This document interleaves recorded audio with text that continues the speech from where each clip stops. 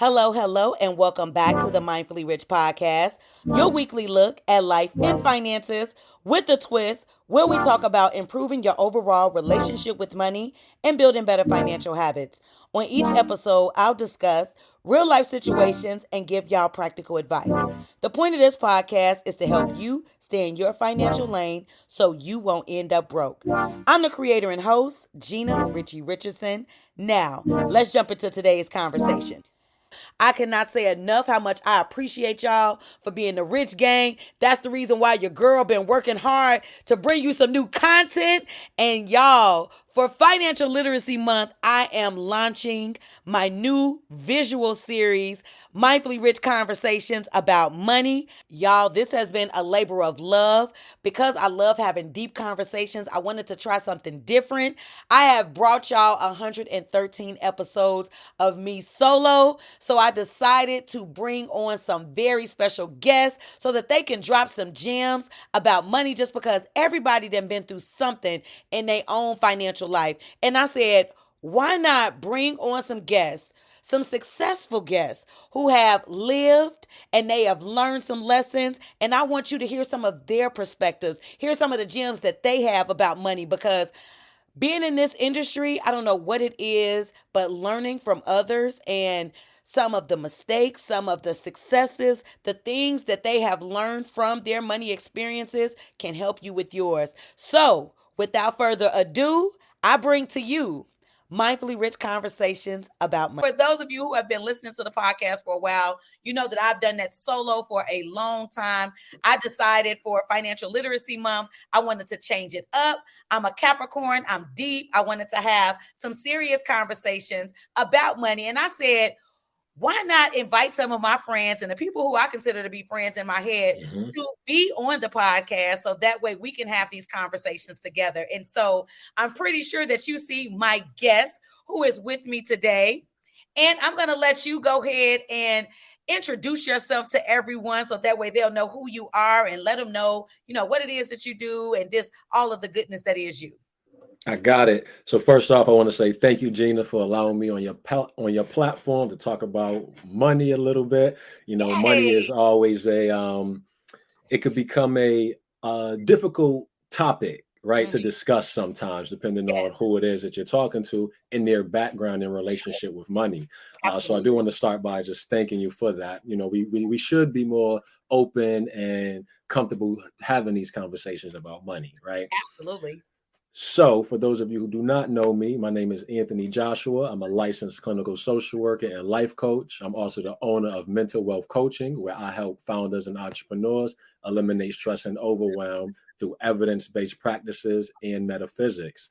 And so what that means is I work with clients on a one-to-one basis or in a couple setting, and I support their mental health through therapy and metaphysics, spirituality. All right, now come on. That sounds like something I need to dive just a little bit more into. You said metaphysics and what was the word? Evidence-based practices. So what an evidence-based practice is a practice that has been proven to provide results.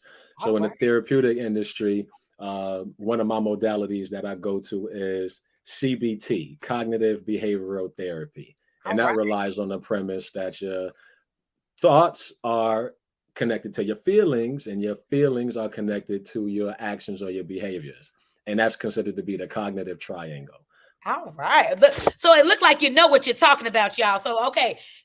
Later on, I'm going to let y'all know where y'all can find Ann at. I'm going to put some information up here just in case y'all wondering, like, I got to get to him right now so I can get to that one-to-one coaching. But we're going to talk a little bit more about what it is that you do a little later. And so we are going to have a well-rounded conversation about money, just because I call myself the money girl. I love money and finances. Yeah. I have loved it for a long time. That's the reason why I started the Mindfully Rich podcast so long ago. And so I wanted to get a little deeper, just because I feel like I've worked with so many people. I've coached people with finances. I conduct workshops. I curate content, financial content all the time. And I thought that this would be a better way for people to learn about money and to gain new perspectives about money by hearing these stories from other people, just because I really do think that storytelling really helps people with learning. So that way they understand, oh, I don't have to do the same thing. I don't have to make the same mistakes that person may have made. And they can also feel seen and feel heard as well. Like, man, I went through that as well, and know someone else out there has gone through it, and hear the success story that comes at the end. And so we're going to go ahead and get started. Let's get it. And I want to know from you, how did your upbringing affect your relationship with money? Scarcity, Gina. Lack. Woo! Right? We could talk about that all day, just because I hate that we go through that. Like, I know this isn't everybody's story, because my kids definitely, when they get older, they're gonna be like, my mama, that wasn't it. My daughter calls me Big Mama right now. Mama, like, she just thinks that this is the bank and her dad. Okay. Yeah. They just know, give me the money for it and they can go get it. They don't know the scarcity of it. Talk to me a little bit about that. It is extremely challenging when you become an adult to really gain a positive and a healthy relationship with money after having a mindset of lack around money, your entire childhood and your upbringing. And so we have to just be mindful that our parents only knew what they knew, right? And they didn't know what they didn't know. And so the lessons and the values and the beliefs around money that they were instilling in us may not have really been beneficial. Right. And so when I say lack, I think about those sayings that I'm sure many people in our communities can relate to, right? Lack. We don't got no McDonald's money, right? Right. And at the time, McDonald's was like $4. Quarters. What are we talking about? We don't have $4, Ma. Right. And so even things like that, sentiments like that, they stick with you. Yeah. And it creates this mentality of lack around money, right? I don't have. Yeah. And so therefore I have to go without. I have to make do. So when I say just a lack and scarcity mindset around money growing up, it impacted me because I never knew when the next where something was coming from if I didn't work for it. Right. So that lack mindset around money, I think it did serve a positive purpose in a sense, because I got my first job when I was 13. I was just about to ask you, when you have children who grow up in those type of environments, children tend to work early. I started at 12. So I was just about to ask you, what age did you start working? Now, was this because I don't know what the legal age of working was in your state? I believe I was supposed to wait until 13 or 14, but I started at 12. Okay. So you started at 12. So in Connecticut, if I'm being honest with you, that's where I was born and raised at. I'm not sure what that age is, but they had these programs like summer youth employment, and that was the job. So it was a summer gig. It wasn't anything full-time or part-time. Right. It was for the summer, and it was just a way to put some money in my pocket. Right. So I'm starting to depend less on the parentals and more so stepping into make the money yourself.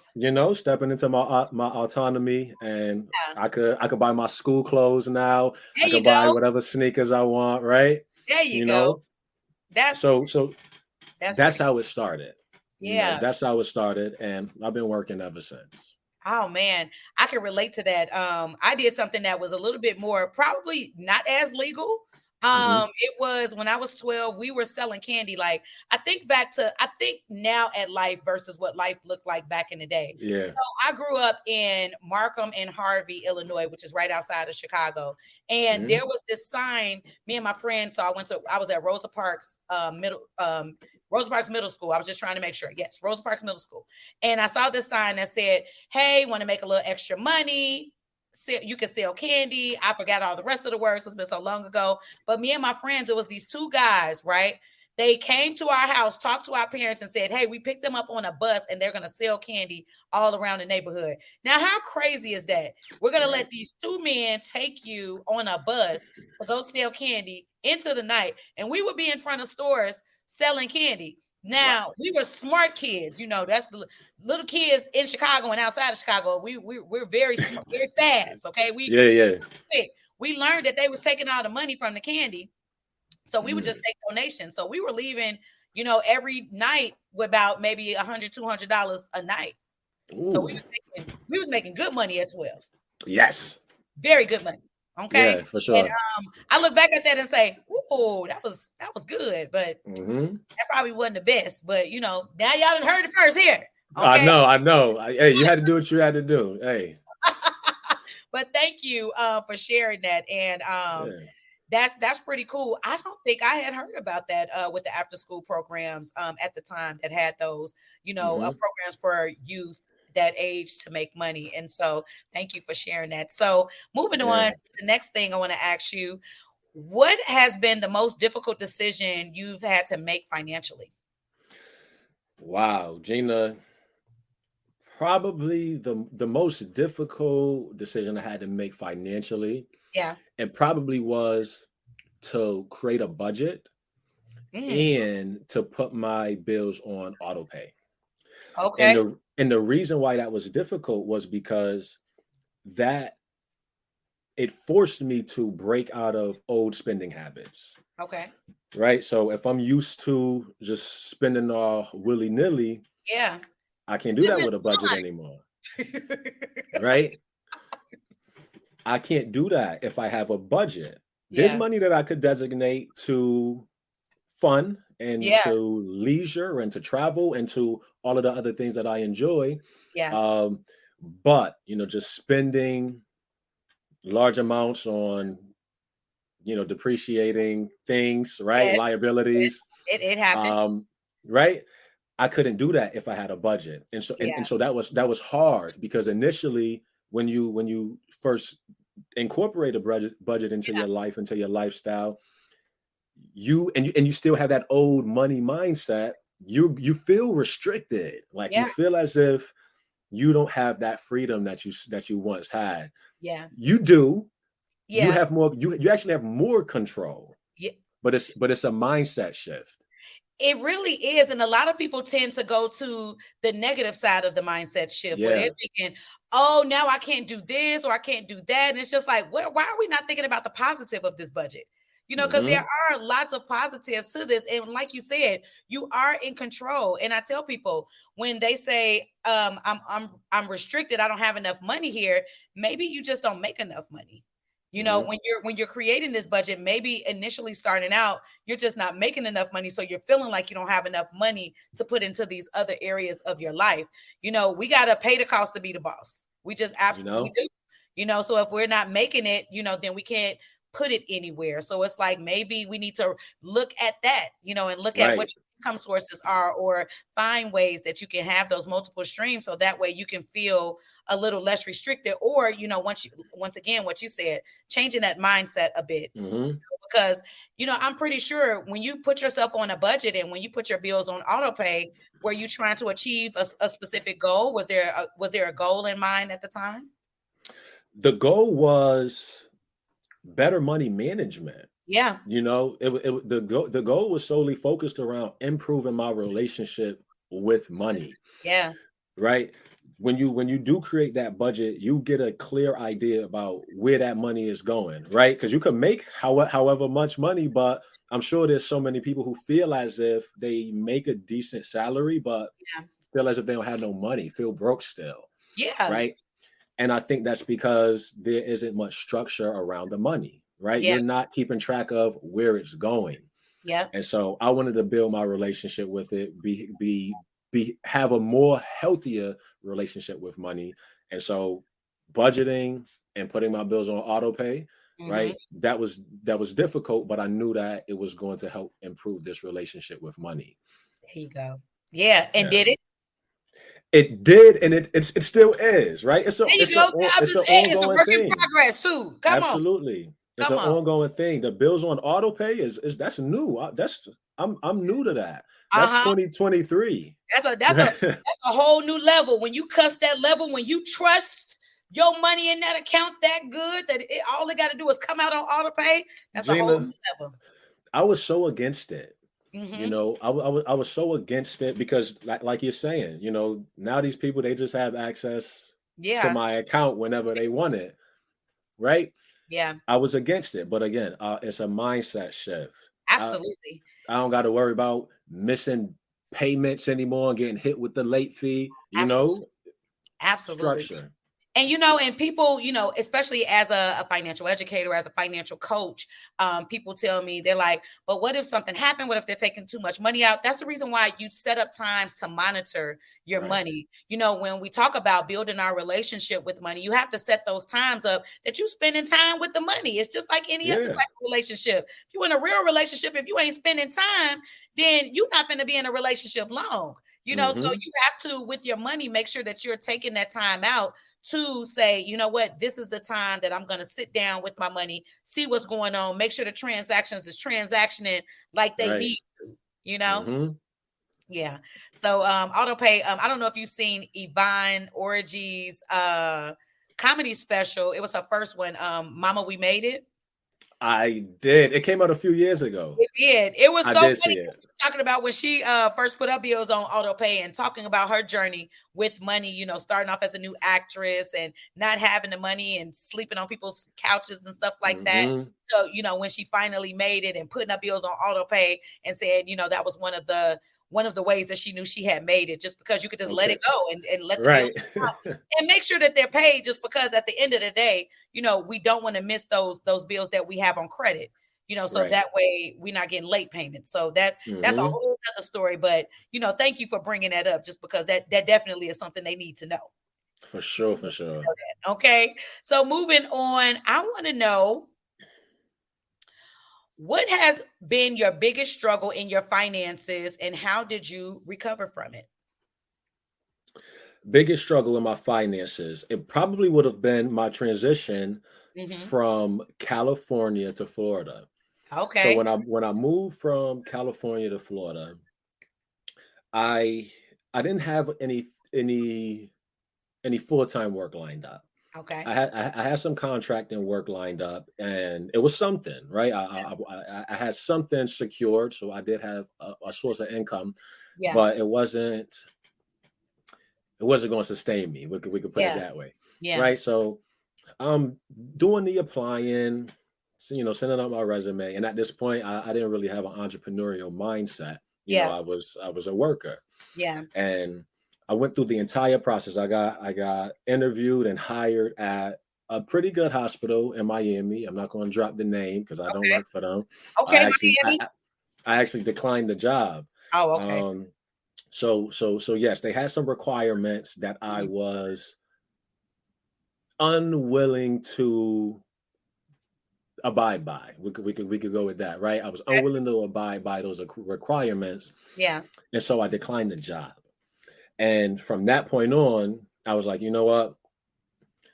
I don't know if I'm gonna go back to a job. And Yeah. so, Gina, I had my contracting gig lined up where I'm doing life coaching Yeah. virtually. Yeah. I got clients in all these different countries, but Mhm. this agency that I'm working with, this Come over agency here, that I'm please. this agency is taking a huge portion of my money. It was a 60-40 split. Oh. Yeah. And so I'm like, I have to make ends meet some way, somehow. And Yeah. so, you know, the challenge financially was me making the decision to no longer go to a job. And Yeah. so if that's my choice, I gotta stand on that. Yeah. And now I gotta find a way to support myself. Like what are you Absolutely. gonna do? Right. So now this is sink or Confidence. swim. Yeah. Right. So I did what I did. I did what I had to do. I was doing my life coaching. Yeah. I'm driving Uber, Yeah. Amazon, all right.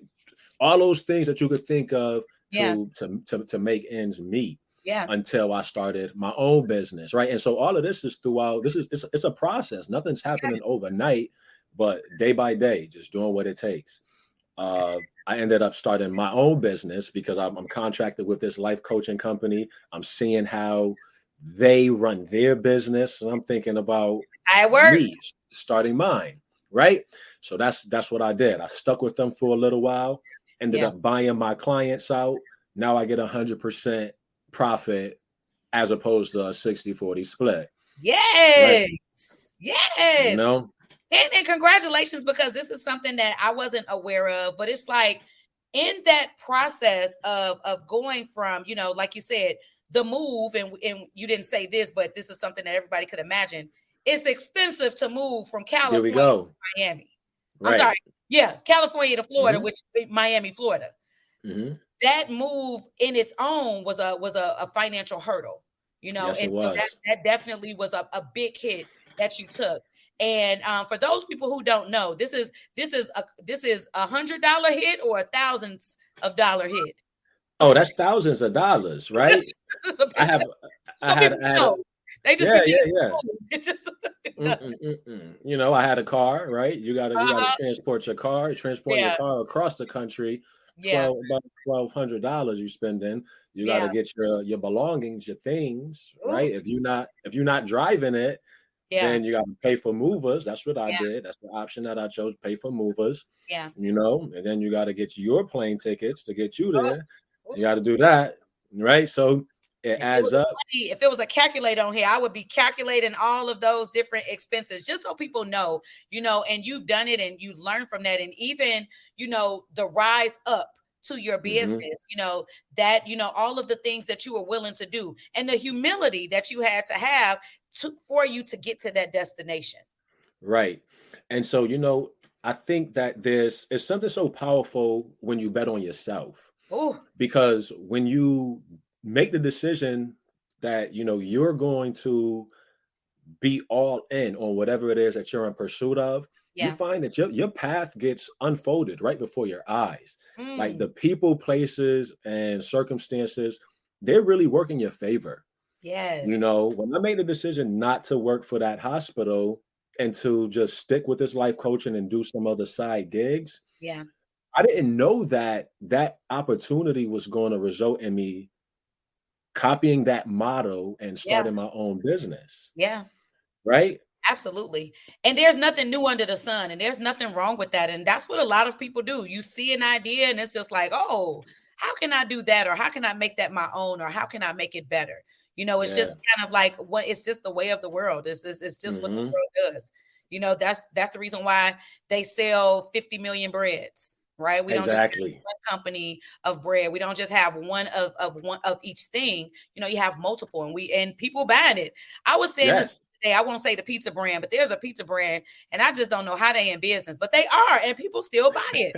And I just was like, that really shows, because it's like it's beyond me. Because I Yeah. just feel like people eating this, and they are for Right. some reason. And like certain restaurants, I'd be like, people still eat here. I'm not even gonna say no names, but But they do. I still can't believe it.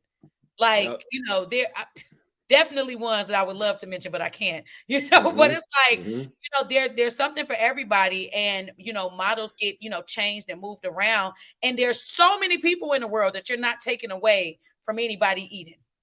Exactly. Exactly. Right. And that's the abundance Yeah, mindset, Gina, absolutely. right? That the pie is getting bigger, that there's enough for everybody, Mhm. right?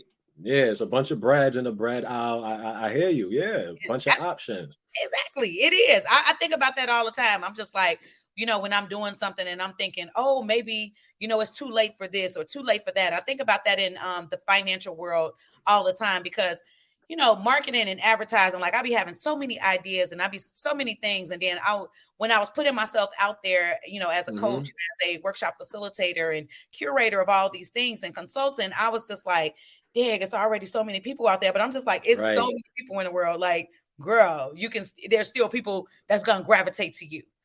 I just have to believe it first. Exactly, exactly. Right? You being you is your superpower, and no one has lived your life experience, right? Absolutely. So, yeah, we all have something unique to offer, and that's why it is an abundance, because there is some people that could relate to you more than your person, counterparts. right? Exactly. Absolutely. And so, you've done a lot of talking, and you talked earlier about scarcity mindset growing up. So I want to ask, so how has your mindset changed about how you earn money? Because you also mentioned about being a worker, moving to an entrepreneur. Like when I was younger, when you're younger for some reason and you grow up in the hood, like we want to be a manager somewhere, it doesn't even actually matter, but this is how high we think we can go, right? Yeah. It's never all the way sky's the limit. It's just right here is where you can go. And you see this one job. How has living life and moving past, seeing what your upbringings were and your life experience has shown you how earning money can be, once again, using the word abundant for you? Right. So, I went to school, Gina, right? I have my master's in social work. Yeah. So I went the school route. Yeah. And when you go to school route, the school route teaches you to get a job and to work for somebody's agency or somebody's company, Yeah. right? And then on top of that, I'm in the field of social work. When you just think about social work, you do not think dollar signs, Yeah. right? You think more of a vocation or something that someone has to, like, their heart has to be in it. While this is true, Yeah. my work, the work that I do, I want to change that narrative about social workers not being able to make money, because why can't we? You Exactly. know, Who right? said that? Exactly. So so that's one thing. When I got into the field, just that stigma around social workers and not having the ability to make money. Um, So right now I'm a independent Yeah. worker. I have my own business, and my clients pay me directly, and so that's my way of creating wealth, creating abundance. But Yeah. in addition to that, multiple streams is important, because I recognize that one is too close to none, and a job is going to keep you just over broke, right? Job. You better say that. One is too close to none. I love that. I'm putting that on. Right? That's going on something. Yeah, you know, and so and so you have to find other ways. So I told you about my situation where I'm only doing this life coaching, but I was doing the Uber or finding supplemental ways to make money. And Yeah. it doesn't matter what it looks like, right? It don't matter. It don't matter what the gig is, as long as it's legal, Yeah. right? If it's providing you with a check to get you further, to put you further ahead, that's what you want the focus to be. Yeah. So you can be picky, but maybe you shouldn't, if you have a goal, right? If you know that you just want to make some extra income to assist you on that path to financial freedom, or to get you out of debt, or to help you escape the rat race, Yeah. then you do what it takes. And Yeah. so me, I'm an entrepreneur.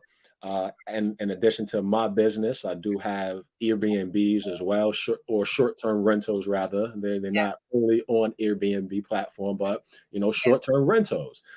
So me and some of my business partners, we invested in those things Yeah. to supplement income, right? So providing multiple streams. If you Hmm. take the school route, you do not have to be limited Yeah. by a job or an employer, Yeah. right? Leverage that and start investing in yourself. Yeah, absolutely. And you mentioned having, your investment in the rentals Mhm. that you have. When you were younger, would you have ever even thought that that would even be something that you would even think about doing? Like Never. it's Yeah, never would have even thought about it, right? Because again, I come from parents who work jobs yeah. and who have the intention on working until 65, Yeah. which is insane to me, right? I can't even fathom that, Me neither. right? Me neither. We in a I'm gotta different shake my age. 50 because let me tell you what, I'm finna be Yeah. living life. We finna live. Hmm. You're not finna sit me down in the older ages. You know, Right. I would love to Yeah. make you shake by 45. Let's just be completely honest. Okay. Hmm. So that way I can just Hmm. be out here traveling and having a good time, seeing this. Exactly.